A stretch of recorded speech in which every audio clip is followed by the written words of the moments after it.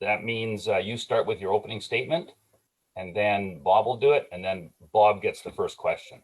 And then at the end, Bob will start with his closing remarks, and then you can start after that. Sure. I'll remind everybody as we go along. Cool.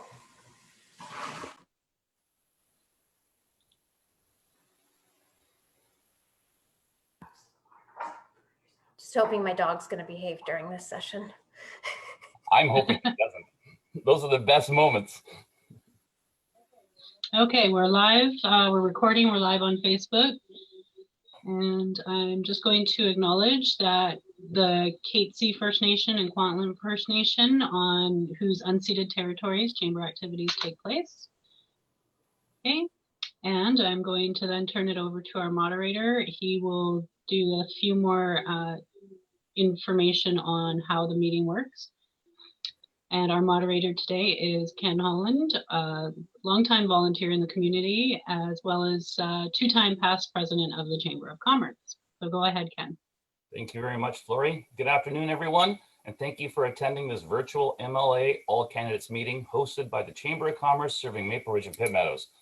On behalf of the Chamber, I welcome you and thank you for informing yourselves on the issues at hand. My name is Ken Holland, past president of the Chamber of Commerce, and I will be your moderator for this event. I would also like to thank the candidates for joining us this morning and would like to introduce them to our online audience. For the Maple Ridge Mission riding, your candidates are Bob DeEeth, your incumbent for the NDP party, Chelsa Meadus for the Liberal Party, and Matt Trenholm for the Green Party, who sends his regrets for not being able to attend today. A prior engagement limited his availability. So the rules are going to be as this. This is a nonpartisan all candidates forum, not a debate. If you have an opinion, please contact the candidate directly following the meeting. Each question may be directed to a specific candidate or all candidates. The moderator will have the option of asking all candidates to respond to a particular question. Moderator is me. We will endeavor to give all candidates an opportunity to respond to questions, and timing will be strictly enforced. Please follow the 2-minute rule. Timing is the one tool we have to ensure that we have the opportunity for the maximum number of questions to the candidates in our limited amounts of time. We did a technical coin toss beforehand, and Chelsa won the coin toss, and she can start with her opening statements right now. Chelsa Meadus? Thank you. Thank you for having me, and I would like to also acknowledge that we are on the Chelsa and Kwantlen unceded territory. My name is Chelsa Meadus. I currently serve you as part of your municipal council, where I am in 2 of a 4-year term. Within that role, I engage citizens, I'm competent, and I work with my fellow councillors. I've been in this community since 1996, where I started out working in the nonprofit sector and engaged with people and connected. And since then, I have been engaging and listening to you. I am known as a fierce advocate for my citizens, something that I would bring to the table as your MLA. I can appreciate that probably the audience today is from the business sector, and we have a lot of challenges that we need to look at in our business community. I look forward to being able to work through those with you. Thank you very much. Mr. DeEeth. Great. Well, thank you very much, Ken. I'd like to thank the Chamber. I'd also like to recognize that we're on the traditional territories of the Chelsa and Kwantlen First Peoples. Hello, my name is Bob DeEeth, and I'm running for re-election as the MLA for Maple Ridge Mission, and I pledge to continue to work hard every day for the people of my riding. Now, for 16 years, when the BC Liberals were in government, they cut important services and made life less affordable while giving a $3 billion tax cut to the top 2%. For the past 3.5 years, John Horgan's BC NDP government has improved services, made life more affordable, and made sure that the economy works for everyone. But of course, things are difficult right now. We're in the middle of a global pandemic, and the government has had to shift to keep people safe and plan for our recovery. And I'm very proud of how the people of Maple Ridge responded to flatten the curve. I'm also very proud of John Horgan and our government for keeping people safe and taking steps to start our economy towards recovery. By putting people at the center of public policy, we ensure that the programs and services that we have will be safe from cuts. Now, we added $8 billion of new money to public safety and economic recovery due to the pandemic. Now, During my term, we helped make life more affordable by removing tolls on the Golden Ears Bridge and eliminating MSP premiums. We improved services by creating new childcare spaces and reduced costs to parents. We opened an urgent and primary care center and a primary care network. We invested in infrastructure building, houses and schools, and with a great deal of advocacy, I was able to secure the final 4-laning of Highway 7 near Wannock. We've achieved a lot together, but there's so much more to do. I'm very excited by the platform that will bring new services and continue to do the work in healthcare and mental health and addictions, housing, environment, and infrastructure development. So that's why I'm asking for your support to re-elect me for Maple Ridge Mission. Thank you so much, everyone. Thank you. Thank you both very much. I'd like to remind our audience that the questions to the candidates today have been supplied to us by our members. And if everyone is ready, I shall begin. I'm going to start with local issues and move to bigger ones if we have the time. And if we do have the time, I will attempt to ask questions from the Zoom chat room. So starting, let's go right to homelessness. As you are aware, the homeless issue has been a problem for some time in our community. There are many factors that go into why an individual is homeless. Needless to say, it has a negative impact on business, residents, and the way visitors view a community. Mr. Deef, what is your position on this issue, and how would your party represent our community at the provincial level and effectively try to address the matter locally? Well, thank you very much, Ken. Homelessness, they're our neighbors, our brothers, our sisters, our friends, and it's clear that this is still a huge challenge for British Columbia. And as new MLAs, Lisa Bear and I inherited a significant homeless problem in Maple Ridge. Andrew Wilkinson and the former BC Liberal government had allowed homelessness to increase 50% in Maple Ridge. We had a tent city that was becoming increasingly volatile and a community that was divided. From the day we took office, we were determined to resolve the tent city, get people into housing, and help them so that they could get, so when we could start mending the division in our community. And I don't think a day went by during my term that homeless issues were not front and center with our priorities. Well, where are we now? We've housed over 100 people in temporary supportive housing, and this tent city is resolved, and people are starting to work together. And a great example of that is the recent provincial announcement to fund construction and services for a youth safe house in Maple Ridge. In fact, Chelsa, Lisa, and I sat on the city's youth planning table together, and this project has broad community support from First Nations, school board, the city, the province, and federal government. We're also committed to the city's request for treatment beds in Maple Ridge, so much so that the party platform actually singled out Maple Ridge as a target for treatment opportunities. We've worked closely with Mayor Morden on homelessness and housing issues, setting up various meetings with numerous ministers and the Premier. And we recognize the priorities of the city and the community safety plan launched in June of this year and are working towards a continuum of housing to address the homeless issue and the rental housing crisis in our city. But homelessness is not just about housing. It's a complex issue that involves poverty reduction, supports for mental health and addictions, crime control, and prevention. And with a holistic plan, we will work together to fight and tackle homelessness in Maple Ridge. Thank you very much. Thank you very much. Ms. Meadus. Thank you. 2 minutes is really tough to sum this up.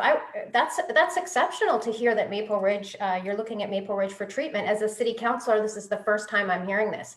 And this is the whole problem, is this government does not engage with decision makers. We are left out in the dust, which is what happened to the housing projects that were forced on this community. They were not done collectively. They were not done with citizens and businesses input. And again, now I'm hearing treatment as a priority, but we're not even at the table to have those discussions. Right now, we are warehousing people. And everyone in this audience can attest that it is not working. The BC Liberals want to bring a plan to this community that will work. It's treatment, harm prevention, enforcement, all the things that this community needs and all the things that this community is lacking. What's interesting is even the NDP agreed that they're not doing a good job. Our businesses are being impacted because we are living in unsafe communities. The municipality has had downloading, and that's why we had to create a CSSI program. The province hasn't stepped up, so unfortunately the municipality has, and that is definitely not working. Homelessness is not getting better, it's getting worse, and we need a new approach, and we need a healthcare approach.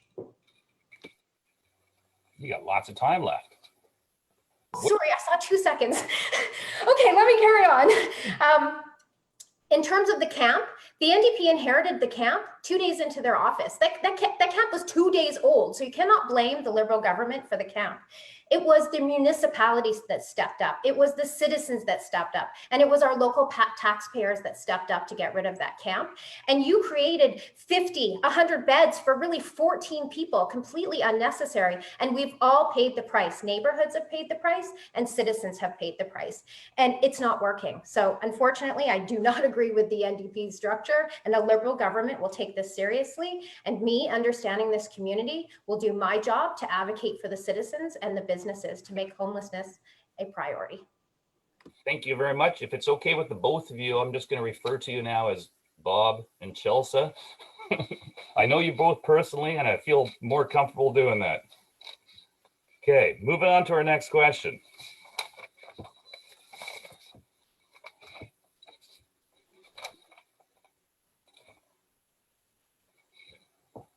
What the Chamber is passionate about is small business. So for small business, over 98% of businesses in the province are considered small business with less than 100 employees. So this is going to be a two-part question. What do you believe is the biggest issue facing small businesses in Maple Ridge and Pitt Meadows? And what will your party do to address this issue and help small businesses to thrive? Bob? Does Chelsa start this time, or sorry? Nope, we're going with you now. Oh, okay, sorry. Okay, well, I'm happy to answer that. I mean, prior to COVID, we were having a real problem with retail in Maple Ridge, and that's why we were so pleased actually to have the Urgent and Primary Care Center brought as an anchor tenant to the Haney Place Mall. And we also need more industrial space in Maple Ridge, and I'm really want to work with the city on that. But let's face it, the biggest issue facing us right now in businesses is COVID. And small businesses are so important to our community and our economy, and COVID has created real challenge. But Andrew Wilkinson and the BC Liberals are working for those at the top.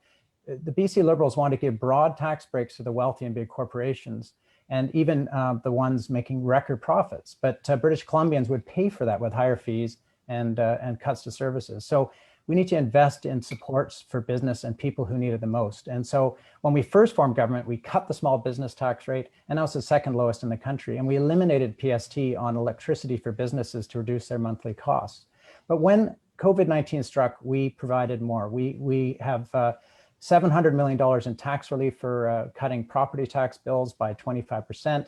And this saved about $5,600. We provided BC Hydro rebates for businesses. We allowed restaurants to purchase alcohol at wholesale prices. We strongly advocated to the federal government for supports like the wage subsidy program. And our economic recovery plan provides $300 million in grants to support 1,500 hard-hit small businesses. Our grant program will also provide a $10,000 top-up for tourism as well. And we're very pleased that we're going to be able to help small businesses with this recovery. It's so important for us to move forward. And we're also going to provide a 15% tax credit to help businesses grow and rehire new employees. And we're going to cap fees charged by restaurants by third-party delivery apps to help restaurants adapt to the pandemic. Thank you so much. Thank you very much. Chelsa, I'm going to rephrase that. This is a two-part question.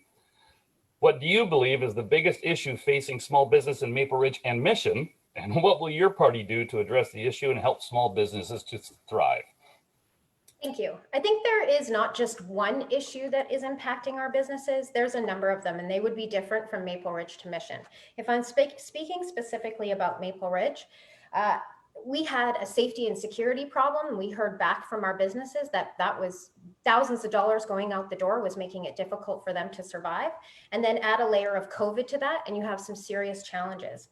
The BC Liberals are going to eliminate the small business tax. That's going to put more money in small business pockets, but as well, we're going to eliminate the PST, which is going to put more money in the pockets of our citizens so they can go out and visit your business and spend money.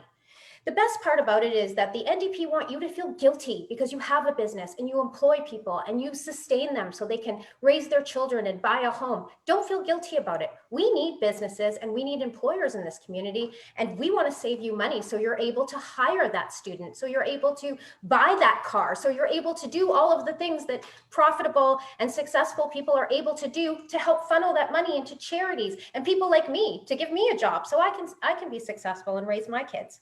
What the Liberals are going to do is put more money in your pocket. Eliminating that small business tax is going to be huge. It's instantaneous and it's going to activate small businesses. And eliminating the PST is going to put more money in people's pockets so they can get out and be shopping locally, which is what we really need. Now, as a business person myself, I think that we've done a really great job in Maple Ridge at recognizing the red tape. The Liberals are going to try to eliminate a lot of that red tape, working with our municipalities to make it easier for people to open up businesses and operate them with all the challenges that we have at the table, from trying to get permits and having challenges at City Hall. We're going to be working with our municipal government to be making that easier for people. I'm just trying to, do I still have 11 seconds left? Your counter is very confusing. At the end of the day, we all know the BC Liberals are for small business people and all business people, and we will continue to advocate on that front. The small business is the heart of a community. Thank you. And the counter is kind of confusing, but yeah, it's in increments. Okay. It gives you the warning. Okay. Sticking with small business, back to Bob, what specific measures will you introduce to help small business thrive? Well, thank you very much. And as I mentioned, small businesses are so important for our community. And as I also mentioned, of course, the BC Liberals and Andrew Wilkinson are working for those at the top. And they want to give broad tax breaks to wealthy and big corporations. And I mean, a really good example, as Chelsa points out, is the PST. I mean, getting rid of PST, what does that do? That actually helps people who might want to buy a yacht or buy an expensive vehicle. For people who want to buy groceries, PST is already exempt. For people who want to buy clothes for their children, it's already exempt. For people who want to buy car insurance, it's already exempt. And it would take $8 billion out of our revenue at a time when we need that money most. And what we're going to do is we're going to put money back into people's pockets, $1,000 for families. Now, what is someone who makes $50,000 going to do with that $1,000? They're going to spend it in their local community and help small businesses locally, which makes a huge, huge difference. But in addition to that, we have some really big plans for relief. And as I mentioned, there's a $700 million tax relief that we did for cutting property taxes by 25% for businesses. We provided the hydro rebates. As I mentioned, we allowed restaurants to buy at wholesale prices. And of course, the grant program in the recovery program is very, very important. So there's a lot to do for businesses. And I believe that our $8 billion that we put into recovery and relief will certainly, absolutely, most certainly help small businesses. We've put a huge amount of effort into it. And we believe that, especially with our local businesses, that this is exactly the time to invest in them. Thank you very much. Thank you. Chelsa? So I forgot to say that the Liberal government is going to examine the 23 taxes that were brought in by the NDP. We're going to hire an independent commission to look at all current taxes and the taxes that were brought by the NDP. And that's going to give us a good assessment of where we sit, what things are necessary. I know for me, after working a 12-hour day, it's nice to sit back and have a rum and Coke, but I pay more for my rum and I pay more for my Coke now. And I don't think that that's necessary. Now, in terms of the PST, I have a cell phone bill. Chances are most people around this table right now have a cell phone bill. You pay PST on that. Do you wipe your bum when you go to the bathroom? Because everybody buys toilet paper. Guess what? There's PST on that too. So to say that PST is only going to affect those people buying a yacht is completely out of touch with what consumers buy. You go to the grocery store, you buy cleaners, guess what? You pay PST. I know for me, I'm not rich, but I do have to buy work clothes. Again, PST. In terms of cutting and looking at other opportunities to put more money in people's pocket, looking at ICBC is a great opportunity for people to save money. The BC Liberals are open to competition, and competition brings better prices. So opening up our auto insurance market so that you have a choice, just like you have a choice when you go buy your home insurance and other insurances, is going to bring prices down. It works really well in Saskatchewan. That's going to help our small businesses, especially those that require transportation or fleet vehicles as well. And like I said, eliminating that small business tax, to me, that's going to have a huge impact, and it's instantaneous. Now, when we talk about we can give everybody $1,000, but you might spend yours at the casino. I might put mine in the bank. The PST that the Liberals are suggesting, we're only going to have to pay for that if people spend money. If they don't go out and it doesn't work, we won't have to pay anything for it. Where when I shell out $1,000, when the NDP is buying your vote, you're going to have to pay for that money no matter what, if it sits in a bank account and it's never used. So definitely the Liberals are employing a more economic, fair, equity approach to taxes. Thank you very much. Sticking with small business, but moving on to the economy, given the sizable impact small businesses have on the economy, the Chamber calls on all parties to affirm the importance of small business to the ongoing success and sustainability of communities in British Columbia, across the country, and to the national economy as a whole. If elected, what will be the economic priorities for your government? If you can, list the 3 most pressing issues facing the economy that your government will address. Please, Bob? Sure. Well, let's face it, right now, I think we have to look at the impact of the pandemic's having. So I think managing the pandemic by keeping people safe is very important to our economy. Providing economic relief and recovery for people and businesses is also very important. And of course, ensuring that we continue to reduce unemployment. And before COVID, we introduced 3 balanced budgets while improving services for people. We have a AAA credit rating to allow us to increase capital infrastructure projects. And we're doing a record amount of infrastructure investment. Wages went up by 17% in 3 years. We got rid of MSP premiums and the tolls, and we're turning ICBC around to lower rates by 20%. Of course, the BC Liberals took from ICBC to balance their budgets. We've made that against the law. We've created $60,000 jobs, 60,000 jobs, and we had the lowest unemployment in Canada. And then of course, COVID hit, and we had to change our focus. So by listening to the science, we worked with BCers to flatten the curve. And now BC's in a great place for recovery. And we put an unprecedented $8 billion of investment to support people and businesses to kickstart our economy, including a PST rebate on machinery and equipment, a 15% tax credit for hiring new employees, grants to support 15,000 hard-hit small and medium businesses while protecting 200,000 jobs, training grants for people in high-demand fields like healthcare and childcare, 7,000 new family-supported healthcare jobs to fight the pandemic. And unlike the PST Liberals' PST cut for the wealthy, we'll help families with a one-time income-tested $1,000 to stimulate local economies.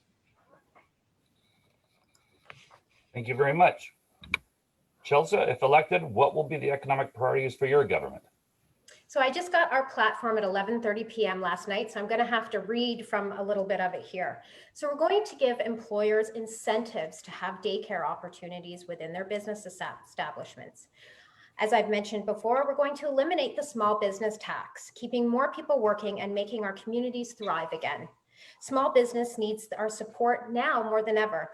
Assist small businesses in adopting COVID-19 protection by providing personal protective equipment from WorkSafe surplus, provide full disclosure of the basic WorkSafe premiums, conduct a full review of property taxes to ensure small businesses can survive, take real action to address sky-high property tax assessments on small businesses by implementing split assessments. Appoint a nonpartisan panel to dramatically reduce red tape on small businesses by reviewing regulatory costs and providing recommendations for the best steps fuel economy. Cap online food delivery charges by third parties to approximately 15% to support local restaurants during the pandemic. Support hospitality businesses by permanently allowing liquor delivery with takeout wholesale pricing from any liquor store, and streamline approval of patio and outdoor dining. Help small businesses prepare for online business and commerce to be able to make their products and services to the world. Address the skilled labor shortages throughout BC. So as you can see, this is not for the rich. This is for the restaurants. It's for our local community. It's for down on 224th Street. All of these incentives are going to help our local businesses who are struggling now more than ever. The big thing that I like about the BC Liberals is it's all about removing that red tape so that you can do what you do best, which is providing services and products to your customers, and we'll be there for you. Thank you very much. Sticking with this theme, all parties have their own perspective on the economy. A balanced budget and the ability to pay down previous debt reduces the burden on future generations and allows for investment into other areas. We're moving into budget here. How will each of the parties' platforms affect our taxes, both as businesses and as homeowners? Bob? Well, thank you very much for the question, Ken. And we believe that investing in communities, building, hospitals, having transportation improvements, schools, childcare spaces, and new housing is important while maintaining our best-in-class credit rating. And not only do capital investments make really good economic sense, that the right thing to do to support thriving communities and grow local economies and businesses. And I want to be clear, we will not increase taxes on middle-class families or undermine public services through privatization, wage cuts, or contract rollbacks that the BC Liberals have done in the past. A strong economy starts with a strong middle class, and these are the values that will guide our fiscal plan. But due to the high degree of uncertainty regarding the depth and duration of the economic downturn caused by the pandemic and the path to recovery, it would be irresponsible for us to make firm projections on revenue streams or growth. And we won't kid British Columbians. The deficit is currently $12.8 billion, and the budget won't be balanced overnight. Our priority right now is helping people and helping businesses and their lives and their livelihoods throughout this pandemic. Thank you. Thank you very much. Chelsa? Well, it's going to take a while. The BC Liberals say it's going to be about 5 years before we can balance the budget, which is when we estimate that a proper cure for COVID will come out and that we can all start to get back to our normal. That's why we have to have these incentives in place. I'll give you some examples, though, of how your current NDP government has downloaded to you, the house owner and the taxpayer.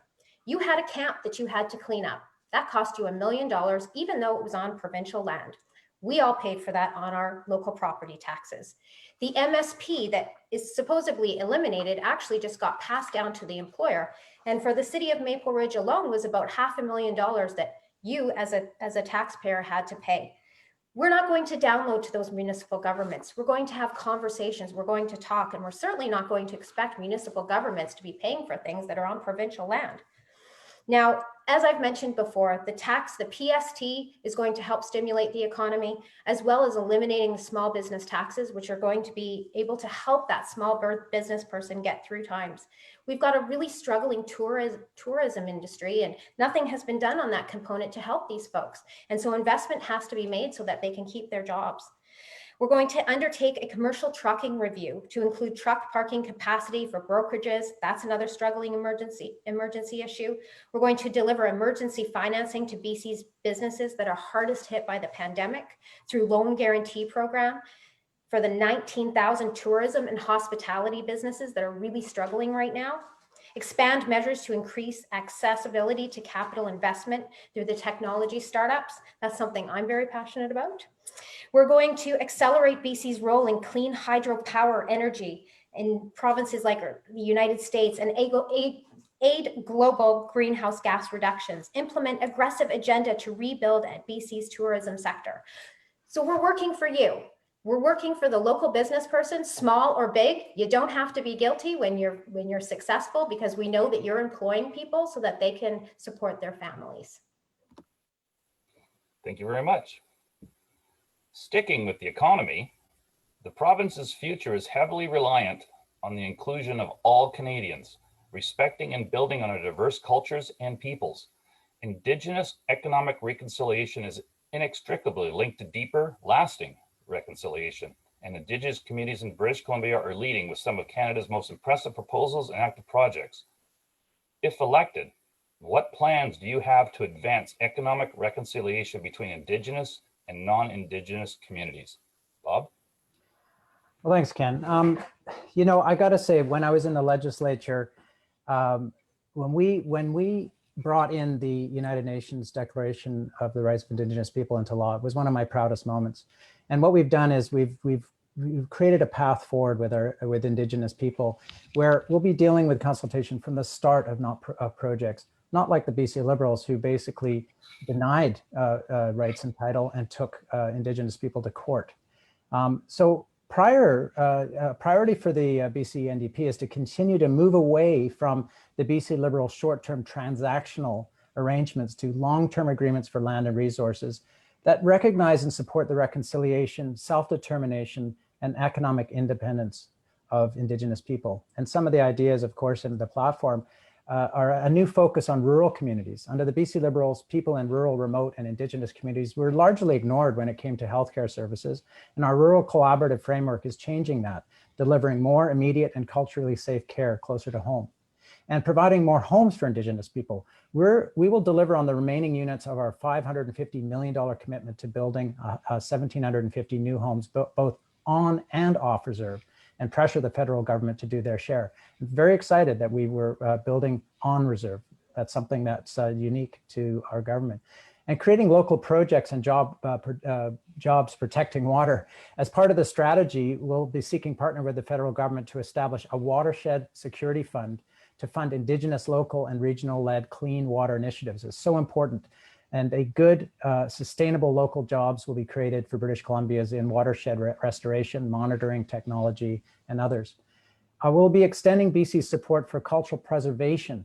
If you remember, we put $50 million into language, which is so important as part of reconciliation, and so important as part of the economic reconciliation as well. And so we'll be connecting urban and Indigenous people to their home communities. We'll expand our support for Aboriginal friendship centers that serve the needs of local Indigenous communities while playing a vital role in urban Indigenous peoples from across the province. Thank you. Thank you, Bob. In case anybody's still concerned about the timer, it's 1:15, then it's 30 seconds, then it's 15 seconds. Just want to remind you about that. Okay, moving on to healthcare, something obviously near and dear to my heart. Citizens have reported challenges in accessing healthcare. What will you or your party do to address the shortage in doctors and other medical services in the Maple Ridge Mission area? Bob? Nope, sorry, Chelsa. Nope, it is Bob. Sorry about that. I missed your question. Sorry, Chelsa. I thought you were skipping me. No, that was my fault. Sorry, let's go back to you. Want me to read that question? Thank you. This is the question on Indigenous. That's right. If elected, what plans do you have to advance economic reconciliation between Indigenous and non-Indigenous communities? Thank you. Thank you for the question. I currently sit on the Metro Vancouver Indigenous Relations Committee, but my experience with Indigenous cultures came far before that, when I ran Franis, which is an advocacy group located here in Maple Ridge that serves the needs of Maple Ridge and Pitt Meadows. And I learned a lot working for that organization, and we have a lot of work to do. In terms of reconciliation, that is a process that is very individual to each group and their leadership. And government needs to recognize that the needs of each community and their leaders is different from one place to another. And investing in reconciliation on an individual basis is what the BC Liberals will do. We need to offer the opportunity for employment. So I believe that in Indigenous cultures, this is an untapped resource that we aren't giving folks the ability to help themselves to become better educated and better employed. And that's what we need to do. So we're going to provide financing mechanisms to ensure First Nations have affordable capital to invest in revenue generating economic opportunities. Prioritize sector-specific job training opportunities for Indigenous people. With the United Nations Declaration of the Rights of Indigenous People, how does this relate to land decisions? We need to look at this. We need to look at case law. But sometimes things don't go as we plan, and sometimes we can't work together. And that's where we need to employ the court system to come in and have a fair process so that we can move forward. And the BC Liberals are committed to that process. When we can't economically move forward and when we have challenges on economic projects, then we need to allow our court system to come into place and all have the fair opportunity to present our cases. And that is something I am an advocate for. Do I still have time? Yep, 10 seconds. Okay. like I said, I've learned about the long-term challenges that I think really haven't been reflected in the NDP government to recognize how did we come to this place? How do we get to reconciliation? Oh, I guess I'm out. Sorry, guys. Well, that's it. Thank you very much. And again, I apologize. I was jumping forward on my questions. So, Bob, healthcare. Okay. Have reported challenges in accessing healthcare. What will you or your party do to address the shortage in doctors and other medical services in the Maple Ridge Mission area? Well, it's an excellent question. And I was actually really excited when we announced that there's going to be a brand new medical school in Surrey. That's so exciting. It's going to be transformative for everyone in the province. But you know, under the BC Liberals, I think everyone remembers that the wait list for surgeries and tests, they actually grew, and they refused to build or replace aging hospitals, and they left seniors care homes understaffed. 9 out of 10 were understaffed. That's what happens when you cut $3 billion of taxes to the top 2%. And what we've done is we've greatly slashed waiting times for MRIs. We built or improved hospitals all over the province. We're dramatically increasing the number of doctors, nurses, and other healthcare workers, like the new school that's opening. And we're going to fix the BC Liberal understaffing at seniors care. Now, as far as the team-based approach, we've brought, I'm really proud of this, the Urgent and Primary Care Center to Maple Ridge, and a primary care network. And an Urgent and Primary Care Center will allow, there's so many people that don't have a connection to family doctors. So this will allow people to have that connection. It's so important. And it brings significant resources to bear to connect people to family physicians and healthcare professionals. It's also going to help a lot for our mental health system. During the pandemic, we also invested $1.6 billion into healthcare and hired 7,000 more staff to fight COVID-19. And the results speak for themselves. And as far as the platform, we're going to provide free COVID-19 vaccines, increase surgeries and diagnosis. We have a 10-year cancer care program. We're going to improve seniors care by including enhanced at-home care, which is so important to keep people at home. We're launching BC's second medical school, and we're improving credential recognitions in the process. Thank you very much. Thank you. Chelsa? So my understanding is that the NDP actually haven't built any hospitals. They may have done the ribbon cutting for projects that were started by the Liberals, but in the leaders' debate yesterday, it was very clear that they haven't built a single hospital. I should also note that the NDP promised to hire 200 doctors. However, the contracts were so weak that only 2 doctors were hired. We need to make it easier, especially for international doctors.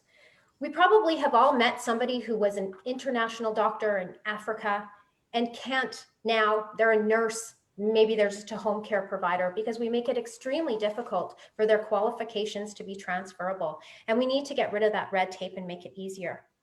We need to expand opportunities for international grads to pursue healthcare opportunities and professions in BC. We might build clinics, but are we funding them? These clinics need to be properly funded and deliver on the promises that they have been making. Now, the MRI at Maple Ridge Hospital, I've seen the NDP take credit for that, but let's remember that was a BC Liberal promise that was delivered during an election. And as a city councillor, I have myself cut many ribbons on projects that I did not start. Use of technology will cut down the wait lists for surgeries. And this is something I'm really interested in that the BC Liberals will be bringing to the table. Now, if we want to talk about senior care, we're going to offer a $7,000 credit for your choice. Does mom need a housekeeper once a week or maybe a bath? You get to choose, and you have $7,000 a year that you can use towards that. $1 billion into private rooms for any senior that wants it. We should not be warehousing seniors like we currently are. And the pandemic exposed how our seniors are not being treated in the all fairness that they need. Families need to be able to see their seniors. And right now, people can't see mom and dad if they're in a home because we haven't taken the proper steps to make sure that their quality of life during COVID is valuable. Thank you very much. Sticking with affordable, let's move to affordable housing. According to the 2018-2019 Collective Perspective Survey, 95% of BC businesses say that the cost of housing has become a real problem for people in parts of the province. Housing affordability is a growing challenge in Maple Ridge and Mission. as Metro Vancouver expands. Our network, the Chamber Network, recognizes the purchase price of a house to buy or rent is a market function that will ultimately find a natural balance if left unimpeded. Demand for housing will continue to balloon in the years to come. So let's support supply. Progressive housing solutions will address some of our most acute workforce challenges. Long permitting times and uncertain zoning processes need to go. Property transfer tax will help too. Municipalities can also do better in how they design community amenity contributions. Bob, could you please share your position on a housing strategy? Thanks, Ken. It was no question that housing is one of the biggest problems facing people, and it was, of course, years in the making. The BC Liberals created the housing crisis by putting speculators and developers ahead of people for 16 years. They ignored speculation and money laundering as the average cost of a detached home went up $600,000 in 2 years. Andrew Wilkinson would double down on this approach that caused the crisis, and people can't afford that. Now, what we're doing is we're fighting hard to tackle this crisis on demand and supply with a 30-point housing plan. We actually put the brake on skyrocketing prices. And as far as the speculation tax, it's working. There's 11,000 more condos that are in use for long-term rentals as of 2019 because of the speculation tax. It's also bringing revenues in to help with building supply, and it only affects 1% of the population. We have built 25,000 or have under construction 25,000 affordable homes right now. We've capped rent increases to inflation. And really important for people who are building, we're on track for 58,000 more housing starts over 5 years. And that's actually higher than the BC Liberal prediction under their plan. So to deal with the needed supply of housing we need to look at the spectrum of housing over the next decade. We need to work with the city and nonprofits and for-profits, religious organizations and other stakeholders. And it's going to take all sectors to come together to create the needed supply for affordable housing in our city. I'm so excited to see the 94 units at 119th Avenue, Maple Ridge, providing important youth, low income and seniors housing in partnership with community services. I was very, very pleased to be able to push for the additional funds that were needed to start that project. I'm particularly pleased that the recent government was able to provide provincial funding to build and support a youth safe house in Maple Ridge in replace of the federal Iron Horse Youth Safe House that the BC Liberals allowed to close. And this project has been a long time coming and has broad community support. We're making progress, but we have a lot more to do. Thank you. Thank you, Bob. Chelsa? So let's not forget that the municipality of Maple Ridge was promised some housing for our seniors. However, we're being held hostage. The Royal Crescent has to turn into a permanent shelter before our seniors will get affordable housing. This is the type of disconnection that our provincial government has with our municipal government and with our citizens. Now, the NDP broke their promise. They ensured that we would be having 114,000 starts, and they have only started 2,963 units, which is unbelievable failure rate. It will take more than 100 years for the NDP to reach their housing target, and housing prices, rent, and property taxes continue to grow, making housing even less affordable. In addition, strata owners now facing up to 1,000 times the increase in their insurance premiums, costing hundreds of dollars each month. BC Liberals will implement the most comprehensive housing affordability strategy in North America. We're going to establish an incentive fund for municipalities with housing policies that enable demonstrable increase in the construction and supply of new housing, something I know Maple Ridge Council would welcome. Implement tax permitting changes to boost the housing supply. Housing is all about supply and demand, and we don't have enough supply. Including rental and market housing to increase the choice and improve affordability for all British Columbians.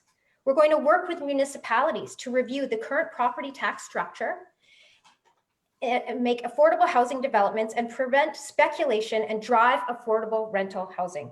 Require reviews of the official community plans every 5 years that are public, robust, and transparent, and require that the zoning bylaws then be updated to reflect the changes to the plan within 1 year of adoption. Allow for the waiving of public hearings to the official community plan compliant projects, support zoning reform to provide inclusionary zoning to ensure the residential tenancy zoning. Sorry, I went over. Like I said, I got this at 11:30 last night. Just catching up. That's my job to remind everybody. Okay, from affordable housing to affordable childcare. The lack of affordable childcare can be a barrier, especially to single parents returning to the workforce. Access to childcare has become critical during the COVID-19 pandemic, and we've seen women disproportionately impacted. We must find innovative ways to increase access to reliable and affordable childcare to ensure women have equal opportunity to participate in BC's labor force.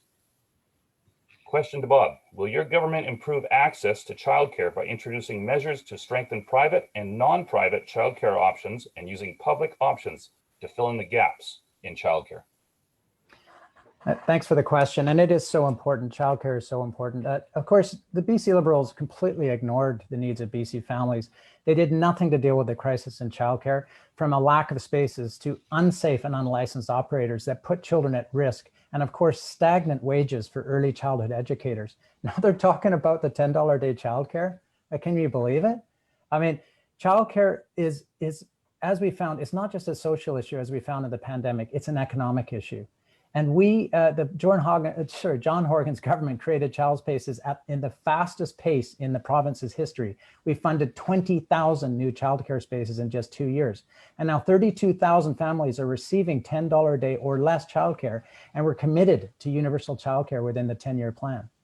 Now, if we just have to look at the numbers that we provided, we've invested over 17 million, nearly $18 million in childcare in Maple Ridge and Mission. And we've also put nearly $10 million back into the parents' pockets through reduced fees and benefits.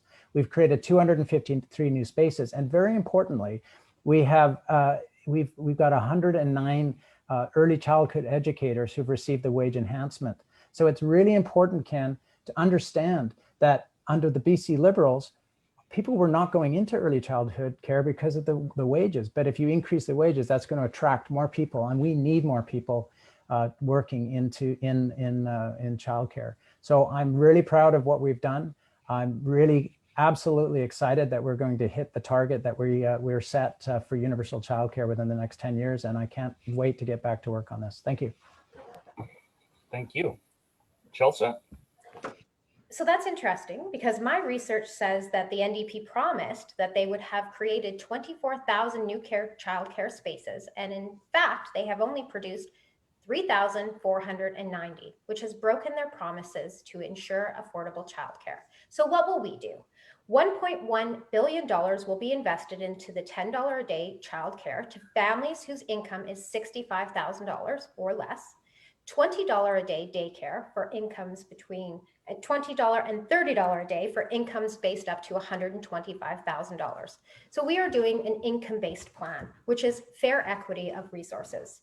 We're going to dramatically increase access to childcare by building an additional 10,000 new spaces, implement a new online province-wide electronic application to make it easier for parents to apply for these spaces, expand the training and support for better qualified care workers, which we know in Maple Ridge is impacting our ability to provide daycare, expand access to before and after school care in schools to create incentives for employers to support childcare options for employees, which we know if employees can have their children taken care of while they're at work, there is definitely a better feeling about going to your job. As a parent, I completely understand this. So I guess people have to decide, do you want to go with a government that made a promise? And we talked about the housing promises earlier. Now we're talking about the childcare promises, which have not been delivered. Yet they call an election early. They didn't even complete their plan. Or do you want to go with a government that has a plan and has an attached financial deliverable to make that plan happen? Thank you. Thank you very much. Okay, moving on to a quick little question. We discussed a lot of important issues there. So just I have a question for Bob. If you could introduce one piece of legislation immediately, what would it be? To unmute there. Thanks. It's a really good question, and I think we've already touched on it a bit. But I think rentals are so important, and we know that when I was in the House when Andrew Wilkinson did his famous Wacky Times speech, where he basically said that rentals was a rite of passage. Well, the reality is that there's 1.5 million people that will be renting and probably will never be able to have afford to buy a house, and so it's so important that we have affordable rentals. And so I would like to see rental legislation that will help fight homelessness. It would create affordable rents, which is really important, because think about business for a second now. If we have renters and they're able to get affordable rent near their businesses, that's good for employers. When we go to the BC Chamber, they say this is important policy. So I would really be interested in that legislation. But it's interesting that BC Liberals would like to, for example, cut the speculation tax, which has already brought 11,000 units back into the market. So what I think we need to turn around as part of our 10-year plan, and we're already building tens of thousands of units. I totally refute what Chelsa is saying. We're at 25,000. We're going to hit our 114,000 unit mark. But the legislation itself would freeze rents to the end of 2021, and then capping increases after that. And that would make life way more affordable for renters, way more secure, and particularly during the hardship of COVID-19 that we know is going to continue. And then the other part of it is a renter's rebate of $400 a year for households earning up to $80,000. I think homeowners grants are there. Why not? We should help that 1.5 million renters in British Columbia. Thank you. Thank you very much, Bob. Chelsa, welcome back. If you could introduce one piece of legislation immediately upon getting elected, what would it be? So I think for me, it would be to address equality of services across the province. As a city councillor, I see that people are having to leave their communities to be able to access services. We need a balanced approach to services as well as housing, so that people don't need to leave their community to find the support that they need. And when I say balanced approach, in Maple Ridge, we know that we are upholding a lot of the services here and a lot of the housing, and it is impacting all sectors of our community. And we need to look at a more balanced approach so that those that are challenged with addiction can receive the support that they need in their communities, and that they don't have to leave and travel. I don't know what that piece of legislation would look like, but it definitely needs to be a more balanced, equitable approach that takes in per capita into acknowledgement, because we've seen these challenges in Maple Ridge. We've had a lot of downloading to our local governments, and it's created a lot of tax burden for our homeowners to have to pay for services that really should be provincially delivered. So if I could do anything, it would be a balanced approach to services so people could stay within their community to get the help that they need. Thank you very much. We have a lot of time left. That's it. Okay, so building on that, that was legislation. What would you do? What would you choose one thing that you would like to improve for Maple Ridge Mission if elected? One thing, doesn't have to be legislation. What's the one thing? Bob? You're on mute. Bob? Hi, Ken. Sorry. Is this the hot item question? This is the hot item, the one hot item. I mean, of course, homelessness is a big priority, of course. But one of the ways to fight homelessness is to give opportunity to young people for skills training and higher education. And I can tell you, one of the most transformative things that I can remember that we brought in was giving free post-secondary education to kids aging out of care. And it is transformative. And when we gave that, it changed lives. And we also eliminated interest on student loans and created a needs-based grant system. But it's all good to do that, but you need access to post-secondary facilities. And what I know about Maple Ridge particularly is that we have a very high grade 12 grad rate, but we actually have quite a low post-secondary rate. And part of this is the transportation cost, and of course, having the proximity to the school makes a big difference. You know, I have one child who went to BCIT, another VCC, another to UFV, and it is hard. So we just don't have that post-secondary in our community. And, you know, while Douglas College did have a presence here a number of years ago, and we do have the Justice Institute and some other trades programs, as a growing city, we really need to look at post-secondary. And so Lisa Bear and I, we put a table together and met with a number of stakeholders. And we met with the Ministry of Advanced Education, but we also met with the city and the school district and Douglas College to try to make this a reality. And we actually were getting close to getting a feasibility study, but unfortunately COVID hit and this had to be shelved. But I want to commit right now to all the voters, all the people listening, that part of what I want to do is see post-secondary for Maple Ridge. Thank you. Thank you very much. Chelsa, if you could choose one thing you would like to improve for Maple Ridge or Mission, what would that be? It would be to help businesses. We're really struggling in Maple Ridge to have the commercial and industrial space that we need to be able to provide the valuable jobs that our community needs.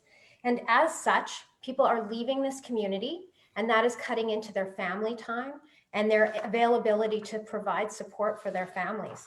If there's one thing I could do, it would be to provide the opportunity for more businesses. If you have a job and a well-paying job, then there's economic benefits. It cuts down your addiction, your mental health challenges. If you can afford the food and shelter for your family, it definitely makes you feel a lot better. The well-being and connectivity of complete communities requires that people have the opportunity to support themselves. And I think of Albion Flats and the challenges that our community has had with that piece of land to be able to deliver economic benefits from it, which we have not been able to do for 20 years. And if there's one thing I could do, it's really about bringing economic stability to this community so that people don't have to travel 2 hours to leave their community. I've been pretty fortunate to be able to work in my community, but I've also traveled outside of the community, and it definitely has impacts on your home family life. And if I could bring that to more families in Maple Ridge, I think that would be the most valuable thing I could do. Well, thank you very much. Speaking of small business, Bob, this chamber was one of the chambers that brought in the mobile business licensing program. So to encourage enhanced business opportunities, would your party support further expansion of the intermunicipal business license program? Well, the short answer is yes. I mean, ultimately, it's a municipal decision, but if re-elected, a BC NDP government would certainly provide technical support and a shared database to any local governments who are interested in implementing a mobile business licensing partnership. And I know this is a very specific question, Ken. So, I mean, I'm not going to belabor the point, but I think it's a wonderful idea. And I think that we would certainly support this. Thank you. Well, thank you very much. Chelsa? So absolutely, we would support that. And I think it really comes down to electing the person that's going to be able to work closely with local government. Each community has its own business challenges, and it's important that that person is advocating for your community and the community needs. Eliminating red tape, which is very challenging. We've seen what's happened with the patios down in our downtown core and how we were able to facilitate a process to eliminate red tape. That's going to be huge for our businesses. But the most important thing is we need to ask businesses what they need. We need to reach out, have conversations, and find out where the challenges are, and then bring the solutions and play an advocacy role in finding those solutions. I don't think we do enough of connecting to our businesses from the provincial level. I know from the municipal level we do. We survey local businesses, we work with the chamber and BIA to find out what are your challenges and how can we as a municipality work with you. It's really the core of how our CSSI program came together, was we listened, we heard you, and we found solutions. But I don't think that all of those solutions should come from the municipal level. I think we do have to have a provincial partner at the table that's ready to find those solutions.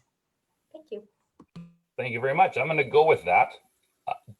Bob, do you believe different levels of government are collaborating effectively to support economic growth in Maple Ridge and Mission? That's an excellent question. I think so. I think for one of the key differences, I think, of the approach that we take versus the BC Liberals is our willingness to work with all four levels of the government, whether that's municipal, provincial, federal, or Indigenous. We're working with Mayor's Council, for example, to proceed with infrastructure projects that support the municipality's vision of the future. And unlike the BC Liberals who tried to ram a bridge through, for example, with the Massey Tunnel without full mayor support. Another one is, you heard Andrew Wilkinson call for a referendum on the Surrey police force. Well, this was a key election item for mayor and council. And so the BC Liberals now want to interfere in the municipal, a municipal issue that has already been voted on. And only recently, Andrew Wilkinson was here with his candidates actually promoting division in our community. And we're going to be working together provincially and municipally on a number of projects. And we've been working right now on a continuum of housing. I brought up the Youth Safe House, for example. We've already promised that we will work on treatment beds. We're already working on childcare, and we delivered on an urgent and primary care center. Now, as far as the federal government, we've seen throughout the pandemic how impactful John Horgan was and the ministerial counterparts in terms of dealing with the federal government, whether that was closing the borders, whether that was getting people who were landing at the airports so they were able to get quarantined if necessary. Our BC NDP government has been getting federal investment in British Columbia. So I'm really pleased with that. And finally, and one of the things that John was able to get actually was paid sick leave. Let's talk about that. We're expecting people to leave work and not get paid for that, which is ridiculous. And of course, on the Indigenous side, adopting UNDRIP. I'm sorry I ran out of time. I really wanted to talk about the Indigenous side. Thank you very much. Thank you very much. Chelsa, do you believe different levels of government are collaborating effectively to support economic growth in Maple Ridge and Mission? Absolutely not. Definitely not. Let's refresh our memory. We had modulars dropped on this town, even though 10,000 people signed a petition and 700 people showed up to say we want to be heard. They weren't heard. We have to kick and scream and write letters that are never responded to. Why? Because we are not working together. What's happened with the NDP is they have forced their mandate on Maple Ridge. They have not listened to our citizens. And that has transitioned into economic impacts. You can't operate a business when $1,000 is walking out of your door a day. When your patrons feel scared, senior citizens feel scared to walk in the town so they can't be patrons of your business. Maple Ridge wants to be a demonstration city. We have proven as a council that we are responsive to our citizens and that we have great ideas that work, but we don't have a partner at the table to be able to facilitate those. We had a housing plan that we were asked to make in a few days. This is something that would normally take 6 months. And we worked 24 hours a day to make that happen. And guess what? The province didn't even look at it. And it was a great plan. It was at least a start to have a conversation, but we were ignored. As for the referendum with the RCMP, let me tell you, if the Maple Ridge citizens had been asked what they would like for housing in a referendum, we would have loved that. We would have welcomed the participation, but we weren't. So I don't find that a problem to ask the community what they want to make sure that we're on track. In terms of the safe house, this government continues to just not get it. The safe house is a great idea, but did you come and talk to the 55 people on that committee to ask them what they thought? What's the model going to be? This is going to be a repeat of disaster all over again because this government does not engage and connect with you. And they don't, quite frankly, care what you think. And that to me is the major problem and the difference that I will bring to the table. Thank you very much. Going to switch it up a little bit here, move on to tourism.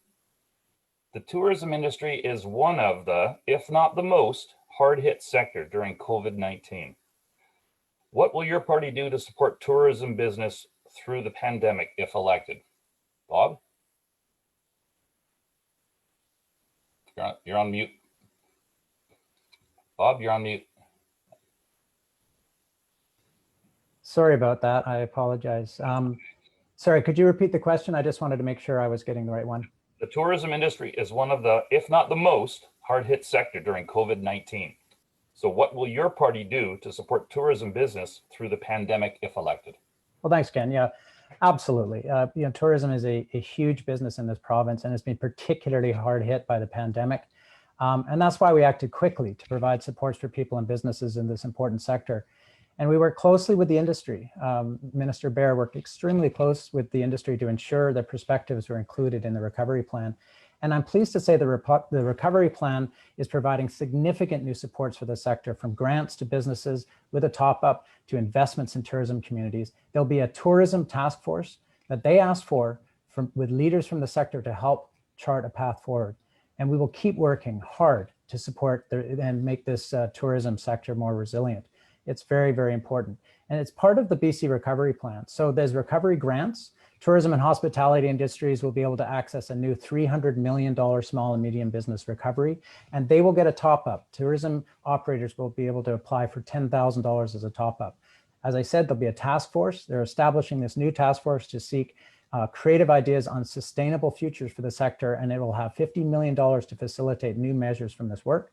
Of course, there's Destination BC is providing $5 million for Destination BC to develop a BC tourism recovery strategy. And there's community investments, providing $19 million to support tourism-dependent communities to build, adapt, and create diverse infrastructure. Now, in May 2020, BC provided $10 million to 59 BC community destination marketing organizations so that they could retain critical staff. And as part of BC's COVID action plan, government provided supports to small business, many of who are tourism operators, cutting property tax bills by 25%. And of course, as I mentioned, allowing restaurants to purchase alcohol at wholesale prices. We are absolutely committed to the tourism industry. It's a core industry in our province. And I think we have a very good plan with our recovery plan. Thank you. Thank you very much. Chelsa? So first, I'm going to answer the question from a local perspective. I think we need, as a province, to work closer with our municipality and with our economic development departments. Our economic development department released a really great video talking about all the wonderful things that are in Maple Ridge. And I think at this point, with COVID going on, we really need to be supporting local business and encouraging people to discover what's in their own town, what's in the neighboring town. And Maple Ridge and Mission, we're really, really lucky. We have some amazing resources right here at our disposal and some really, really unique local businesses. So as your advocate at the table, that's what I would be bringing. During COVID, we don't want to be traveling far, so we need to be staying close. So exposing the great opportunities to hike and bike and go to eateries that are really quite amazing and unique. And the best thing about Maple Ridge and Mission, I think, is our local businesses. But have we done a really good job of promoting them during COVID times? Or have we handcuffed them? I can tell you at the Haney, he would say that we've handcuffed him. We actually blocked the entrance to his beer and wine store. I wouldn't say that that is so great for economic development. These are the kinds of local issues that you need someone at the table to recognize and to advocate do not work very well. Now, of course, the provincial government under a BC Liberal leadership will be investing in tourism, but also making sure that those people that are out of work have the opportunity to sustain a living and find new roles. We're going to support the hospitality business by permanently allowing liquor delivery with takeout. That's going to really impact our small local businesses. Work with the tourism industry and municipal partners to support and development local growth tourism hubs across BC. So again, I think for our specific town, it's really about looking at these local initiatives and trying to drive that traffic locally so that we can provide employment to the people who need it the most.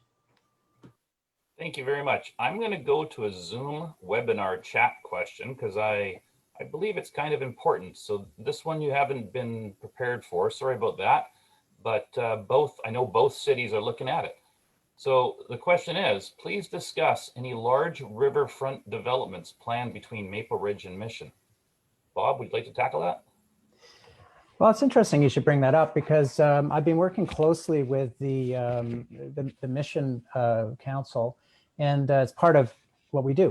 We've been working collaboratively with Maple Ridge Council and with Mission Council on a number of projects that I've been talking about. But one of the interesting ones is the redevelopment of the Mission waterfront. And that is, it's something that we should really be looking at for the Mission area, particularly because Mission is going to grow, nearly double in size over the next 10 years. So, you know, really, along with things like road infrastructure and schools, we just announced that we would fund a new high school in Mission. I'm very excited about that. I just announced, for example, that, we actually announced a year ago that we're going to do the final four-laning of Highway 7, and somehow the Liberals are they want to promise that. Well, we already said we're doing it, so I'm not sure what they're saying about that. But part of the waterfront development is generally building the infrastructure and the facilities that we need to move forward. And so what the vision of the Mission Council is really interesting, because it would probably include things like a bypass and pulling together all the various partners and owners in the area to try to create an environment. We look at New Westminster, for example, and the Quay, or the Lonsdale Quay and others, and how kind of central and vibrant that is for the community. So I think these types of waterfront developments could be vital to the growth and the sustainability of our growing communities, whether that's in Maple Ridge or Mission. And I would imagine we would all use that, whether that's people from Maple Ridge or Mission, because it would be a great amenity. So there's a lot of work to do, and obviously it's in very early stages, but if we don't look at the growth in our areas and manage appropriately, then we won't be able to grow properly. Thank you. Thank you very much. Chelsa, what's your view on large riverfront developments planned between Maple Ridge and Mission? I think that both communities are really lucky to have some beautiful waterfront. And I know that at the Metro table, they're talking about even looking at, as a project of Councillor Youssef, having transportation on our waterfront. And that's something I would definitely be interested in exploring. In Maple Ridge, we have the Kanaka Park. We also have some waterfront that extends to the Billy Minor. And I would ask, are we utilizing that park space to the best of our ability, or could we create a walkway that ties the two pieces together? In terms of the Mission waterfront, definitely we need to work with the provincial government, the local government, and the federal government to deliver a vision that what the citizens want, what the businesses want. And again, it's all about collaboration. It's not about shoving my ideas down the throats of the citizens or the local government. So being collaborative in the process with Metro Vancouver and Fraser Valley at the table.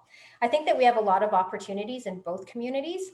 We're both young communities, and there's a lot of development that can take place, responsible development that can, again, bring people here and offer those tourism opportunities that can sustain our local businesses and help provide infrastructure for them. So definitely in support of any growth along the waterfront that is done responsibly.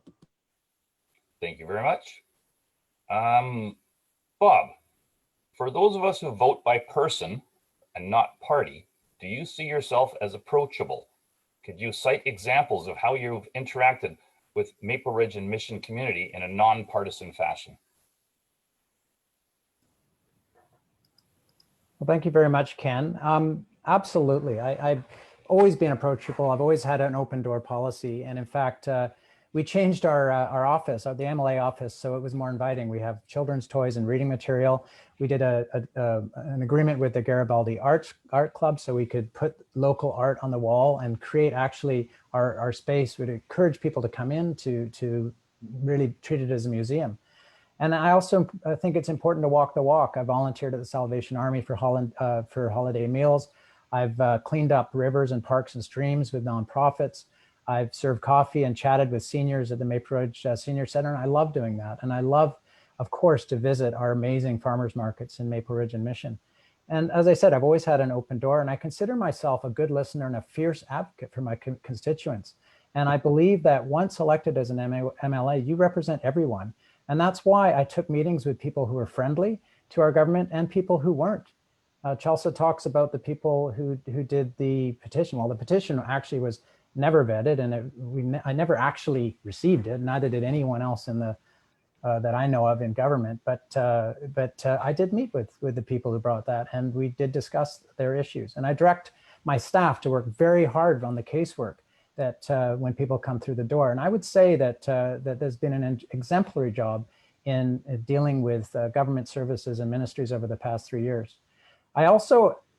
I'm open to diversity with the citizens and multi-faith events, and I've been to temple, and I even played piano for the the Holy Spirit Anglican Church on Canada Day in Wannock. I really enjoyed that.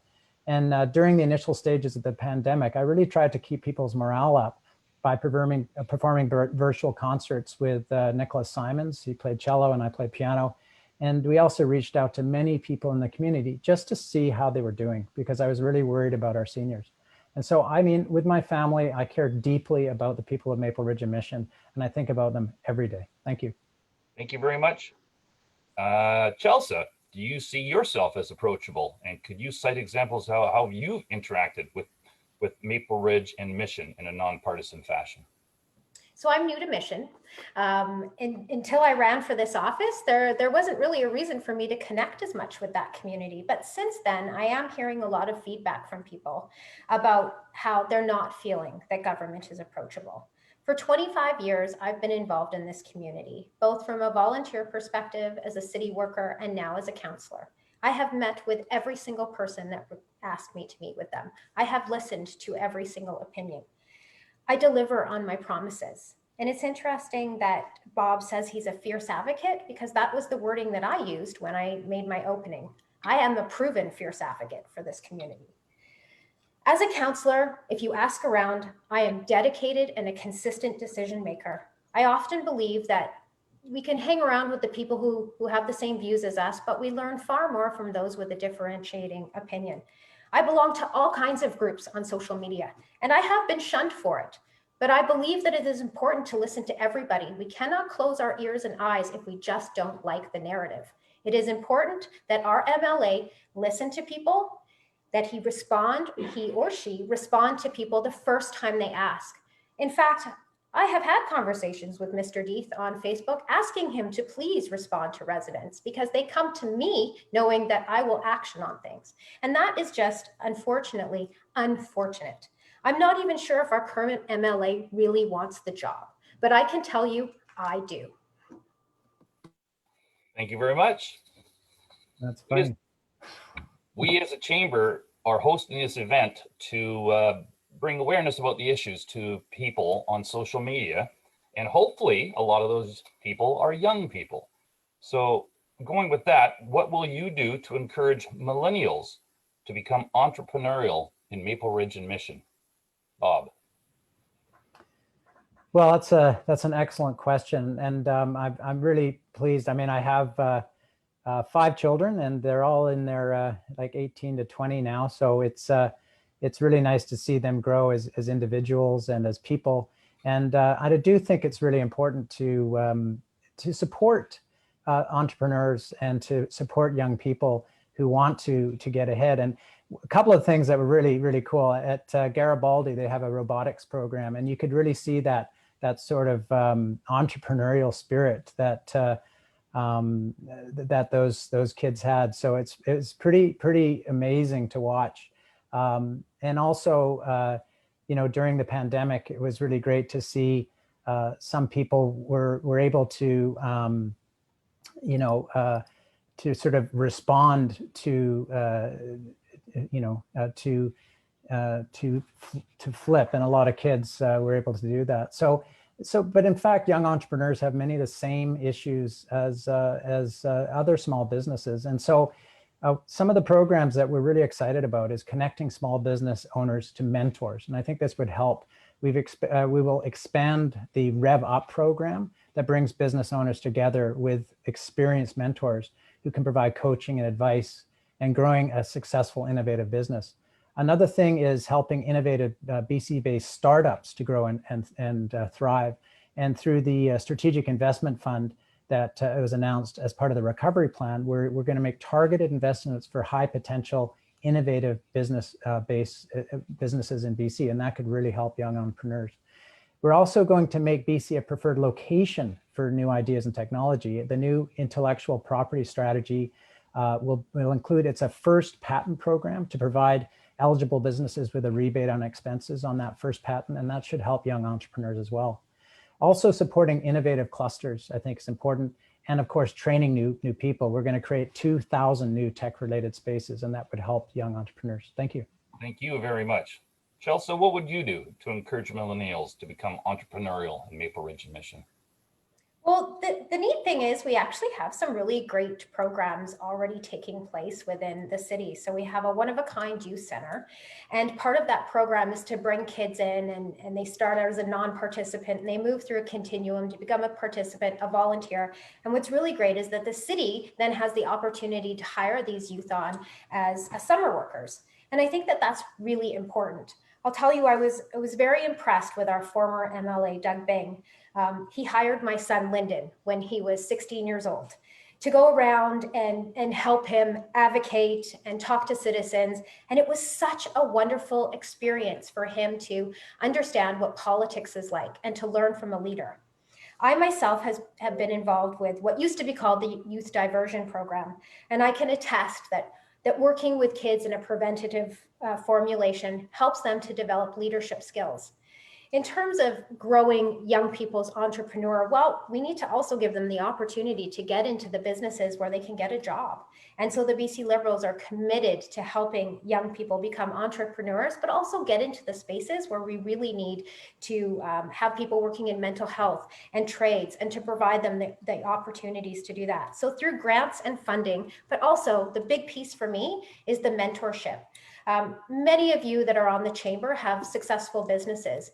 Do you have the time to spend and connect with the youth? And can the province help to support that so that we as a community can wrap our arms around these young people and give them the skills that they need? And that's the kind of programs that I would be advocating for, is the opportunity to connect our local businesses with youth, to give them all the skills that they need to develop their entrepreneurial skills.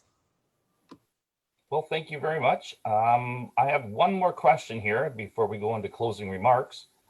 And there's a couple that I noticed on Zoom here, but I'm going to go with the one we have written because it kind of touches on it. Would your government limit the number of students and adults in a classroom space to go along with the provincial health recommendations, limiting groups to 50 with 2 meter space between students, instead of the current order, which does not apply to students, teachers, or instructors at a school or post-secondary educational institution when engaged in educational activities? Bob? Thanks, Ken. Look, throughout the pandemic, John Horgan's, our government, the BC-NDP government, was able to work with the people of our province to flatten the curve by allowing policy that was driven by science. And Adrian Dix and Bonnie Henry, Dr. Bonnie and Henry, have done an incredible job keeping us safe. And we know that the school reopening was difficult for everyone. And I appreciate the anxiety that parents, students, and teachers and staff felt. But the K-12 safety guidelines were developed in consultation with teachers, administrators, parents, trustees, and with advice from Dr. Henry and her expert public team. So getting back to school is very important for our society and our children. And there's a huge mental health consequence for keeping children at home. So we were extremely encouraged to hear that close to 90% of students return to class in September. But we understand that there's going to be issues, and let's keep in mind that this is not a static issue, that we're going to be continuing to monitor this and using science to do the right things. And the BC-NDP continues to commit to work with teachers, parents, and other educational partners to find solutions to any issues that come up. Again, it's not static, it's evolving.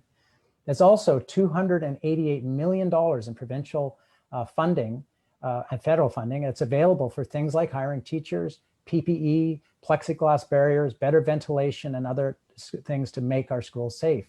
And we expect districts will use these funds to meet their local needs. We also hired 651 new teachers to provide more flexibility for alternate learning options.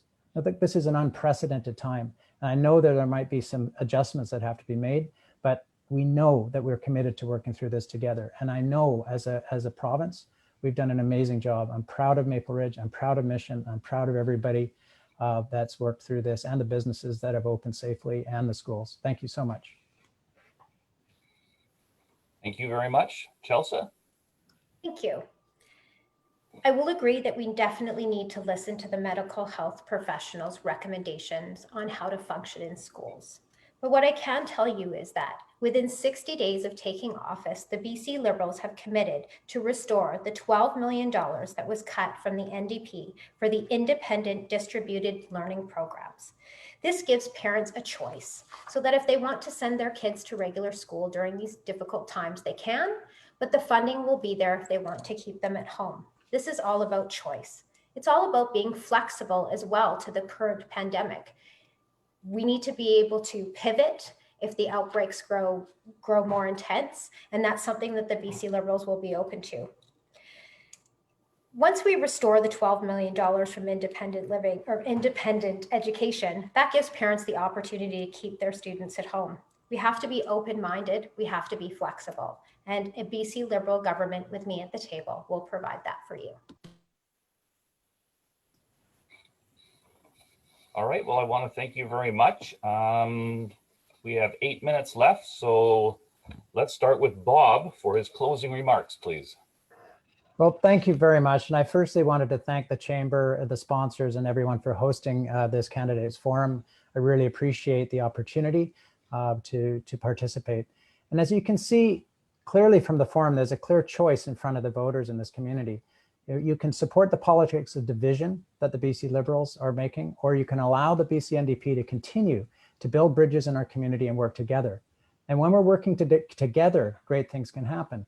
And a great example of that is the Youth Safe House. Now, Chelsa sat as the city's representative at the same youth table that Lisa and I sat at, a federal MP, First Nations, school board, and community stakeholders. And from this work, Lisa and I were able to announce full provincial funding for a new Youth Safe House in Maple Ridge, including construction and staffing. And the project has very much broad community support. And yeah, we have to work out some details, but we are working together. And we are absolutely committed to work with the city and have been working with the city for more treatment options in Maple Ridge. In fact, the BC NDP platform went as far as to single out support for this initiative in the platform. And it will align with the city's community safety plan that was recently, just last June, made public. And I'm working together. Working together is what got us through the pandemic so well. And I'm proud of the people of Maple Ridge and listening to Adrian Dix and Bonnie Henry to flatten the curve. And because of this work, we're in a better position than most provinces to regrow our economy. And with programs like the $1,000 benefit for families, people can help stimulate the local economy.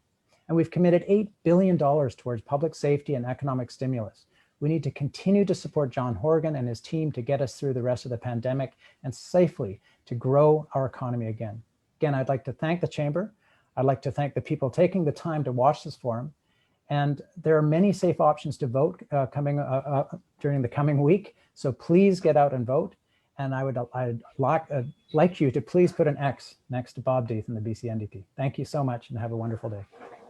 Thank you very much, Bob. Chelsa, you get the last word. Thank you. Thank you again to the Chamber for putting this on in this difficult pandemic election. It's been very challenging to connect with people. So events like this are really critical so voters can hear different perspectives. Bob, thank you. I know I have not made it easy on you. I'm extremely passionate about this community, and I know that comes out at times. I'm going to just quickly address the Youth Safe House. I think we can both agree we need a Youth Safe House, and it's really important. I'm just a stickler on process. We have to be part of a process and we have to come together. And when we do that, communities engage and it's a much more positive experience. On council, I've shown my interest to engage with you. I'm a fierce advocate for you. I am dependable and I am reliable. I believe this community deserves someone in office who can't sleep at night because she cares about your concerns. Someone who will fiercely advocate for Maple Ridge and Mission in Victoria. Someone who won't require you to yell and scream or email multiple times to engage with you. We deserve better. You have no choice. You need to vote for the BC Liberals and Chelsa Meadus. Thank you. Well, thank you very much. And I want to thank you for coming by today to do this. I want to thank you very much for all your time that you do in the community. I want to echo some of your comments. Working together, we can all move forward. I know it's a very hard time in politics right now, very divisive. And ultimately, we're Canadians and we are polite. And I want to thank you very much for all that. I also want to thank everybody for tuning in and making yourself aware of the issues, educating yourself, because through education and learning, that's, again, how we all get better. So on behalf of the Chamber, I want to thank you all again for joining us. And Bob and Chelsa, thank you very much for your time. Thank you very much. Have a wonderful afternoon, everyone. I got 4 minutes left, but I'm out of here. Thank you. Thanks.